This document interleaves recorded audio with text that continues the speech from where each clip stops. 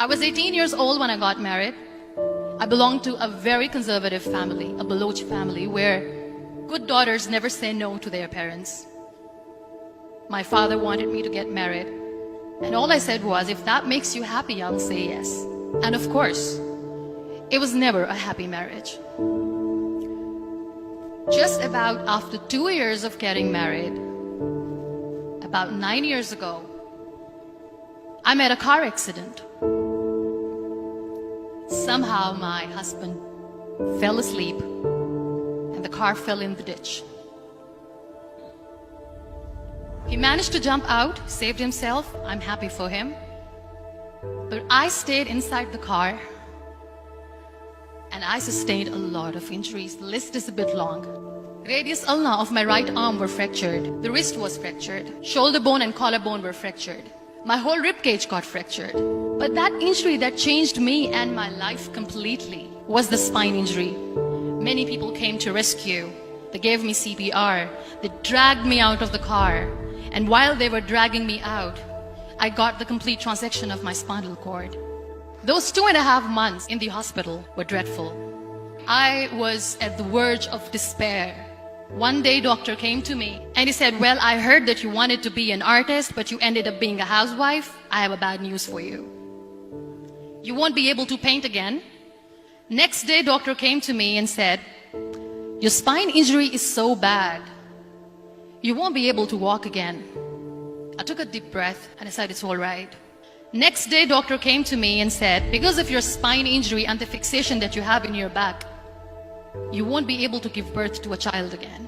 That day, I was devastated. I started to question my existence. Why am I even alive? So what kept me going was, one day I asked my brothers, I know I have a deformed hand, but I'm tired of looking at these white walls in the hospital and wearing these white scrubs. Bring me some colors, bring me some small canvas. I want to paint. So the very first painting I made was on my deathbed, where I painted for the very first time. What an amazing therapy it was. Without uttering a single word, I could paint my heart out. I could share my story. People used to come and say, what lovely painting. So much color. Nobody could see the grief in it. Only I could. And that day I decided that I'm going to live life for myself.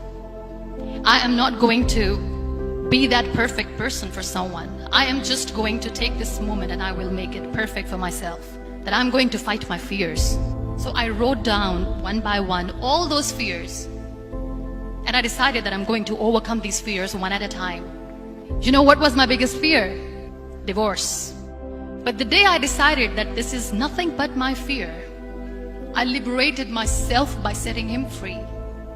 And I made myself emotionally so strong that the day I got the news that he's getting married, I sent him a text that I'm so happy for you and I wish you all the best. And he knows that I pray for him today. Number 2 was, I won't be able to be a mother again. And that was quite devastating for me.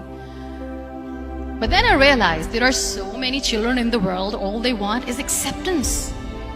So there is no point of crying, just go and adopt one. And that's what I did.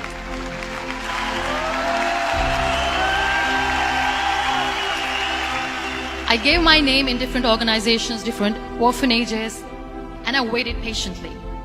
2 years later, I got this call from a very small city in Pakistan. I got a call and they said, are you Muniba Mazari? There is a baby boy and would you like to adopt? I could literally feel the labor pain. I said, yes, I am going to adopt him. I am coming to take him home. And that day, I was 2 days old, and today he's 6. You know, when you end up being on the wheelchair, what's the most painful thing? People think that they will not be accepted by the people because we, in the world of perfect people, are imperfects. So I decided to appear more in public. I started to paint. I have done a lot of modeling campaigns. I decided that I'm going to join the national TV of Pakistan as an anchor person. I became the National Goodwill Ambassador for UN Women Pakistan, and now I speak for the rights of women, children. I was featured in BBC 100 Women for 2015. I'm one of the Forbes 30 under 30 for 2016. So when you accept yourself the way you are, the world recognizes you. It all starts from within. We have this amazing fantasy about life. This is how things should work. This is my plan. It should go as per my plan. If that doesn't happen, we give up. I never wanted to be on the wheelchair. Never thought of being on the wheelchair. This life is a test and a trial, and tests are never supposed to be easy. So when you're expecting ease from life, and life gives you lemons, then you make the lemonade, and then do not blame life for that. It is okay to be scared. It is okay to cry. Everything is okay, but giving up should not be an option. They always say that failure is not an option. Failure should be an option, because when you fail, you get up, and then you fail, and then you get up, and that keeps you going. Embrace each and every breath that you are taking. Celebrate your life. Live it. Don't die before your death. Real happiness lies in gratitude. So be grateful, be alive, and live every moment.